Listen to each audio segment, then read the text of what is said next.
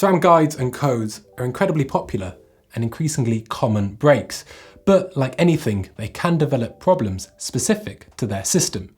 Today, I'm going to show you one of those common problems and demonstrate a very easy fix.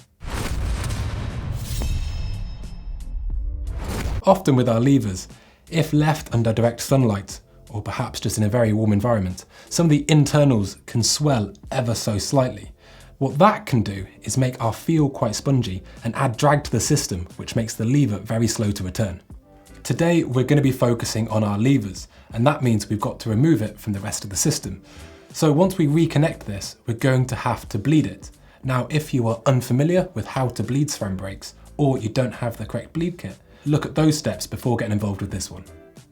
For this service, you're going to require everything you normally would do to bleed a SRAM brake, but you're going to need some extra pieces. So I have a T8, quite a sharp pick, some needle nose pliers, some long circlip pliers, a small square of quite fine sandpaper, and some SRAM dot grease. Now, please don't cut corners with this and use standard assembly grease because it's not going to do the job properly and can damage your seals, and that could then in turn wear parts of your brake prematurely. Optional extras are Mr. Cotton Bud, a fan favourite, and the people's hero, the blue towel. You'll also need some isopropyl cleaner, some alcohol, some brake cleaner, and I can't recommend this enough, please use some surgical gloves. Dot fluid, any brake fluid, is just horrible stuff. And if you've ever had your skin come off like wet tissue paper because you've spilt some corrosive fluid on there, you'll understand the importance. I know I've said it before, but I have the skin of a Gibraltar pensioner on my hands, and I'm still going for gloves. So don't be a hero, just do it properly. So with the lever removed, we're gonna make sure we remove all the oil from inside the system. Now, please don't do this at the back of the garden on the daffodils, do it properly. And what I would recommend is just keeping a jar or an old yogurt pot and use it for your discarded oil. Then over a month, 2 months, 3 months, whatever, you can then take it to a refuse centre and dispose of it correctly. Like I said, really nasty stuff in these brakes, so please be sensible. Okay, so we need to get this service started. So the first thing we're gonna do is we're gonna take our pick, and there's this small protective cover, and we're just gonna lift that up. This thing, yeah, it will disappear, so I'm gonna put it somewhere safe. Move that to one side. Now what that does is it reveals an interface for your T8. So we slot it in, it shouldn't be that torqued, and we don't need to remove that little grub screw.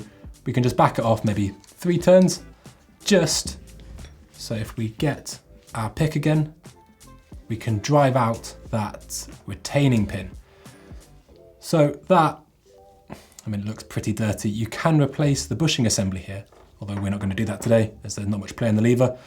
But before we take this lever out, I want you to see this spring here, because the orientation of that is really important.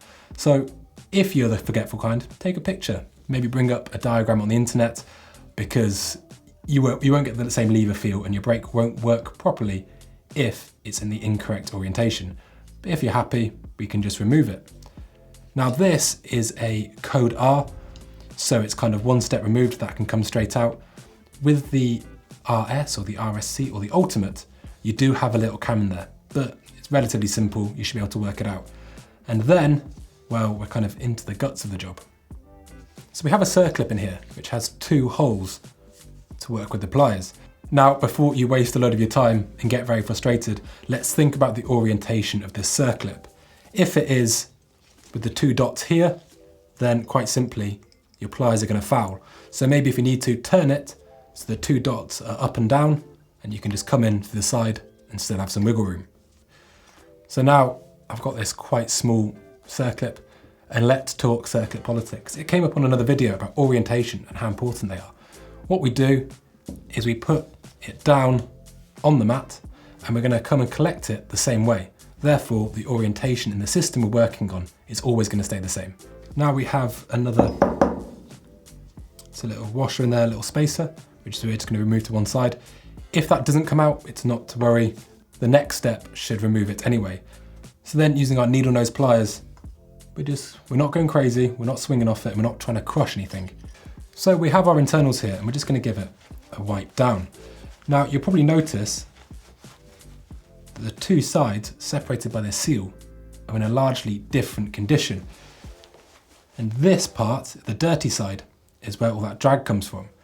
Now, as we inspect it, you might begin to see some very fine scratches.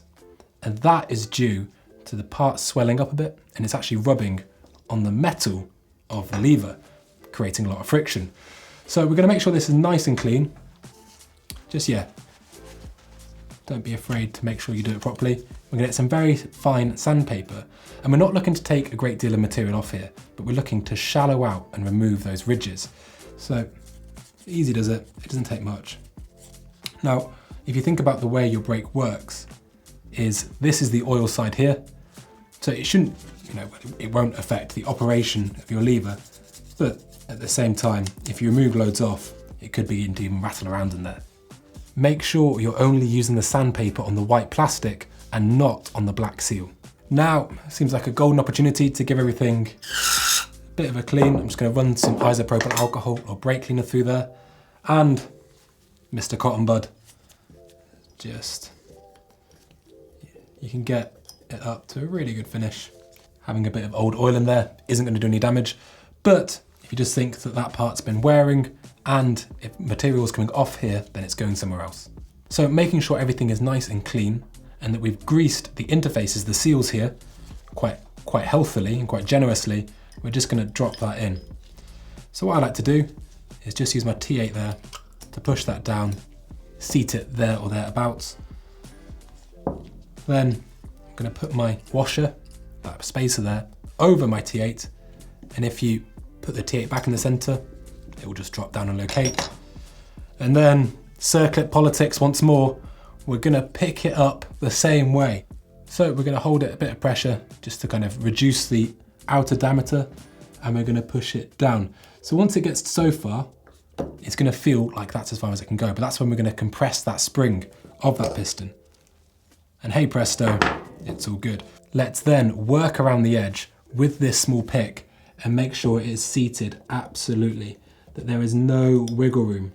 And I'm very confident that's seated well. You can also visually inspect it, make sure the distance between those two holes, where if they're touching, then it's not, clipped back out into place. So, visually inspect it with this, because you don't want that part coming out. Now it's a really good opportunity, just wipe down all of these parts here. Give them a good scrub. Sometimes these small parts can wear. They're made to be consumable on the RS or the RSC. The S stands for sealed bearing. This one, however, just uses a bush. They can be removed and sometimes do come out, but if you need to put them back in, maybe a small amount of grease just to kind of aid them staying in place, and a flathead screwdriver, and you can just sit them nice and flush.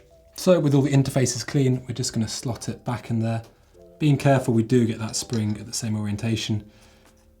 Now because it's a tolerance fit, sometimes getting this in is quite difficult first time. So yeah, again, just use your tools. We're going to slide that pick through the whole center, because then we can just introduce this the other way and it comes straight in. Simple as, we just nip that up nicely. We put the plug back in, give everything a nice wipe down and reinstall and bleed the brake. And hey presto, that is how you keep your codes or your guides running absolutely banging all year round. Now I did another video on SRAM brake hacks about how to balance and maintain the caliper, so click down here for that one, or if you want to see how to bleed a system with Doddy, click down here. As always, thank you very much for watching. Don't forget to like and subscribe and hit that notification bell. We'll see you next time.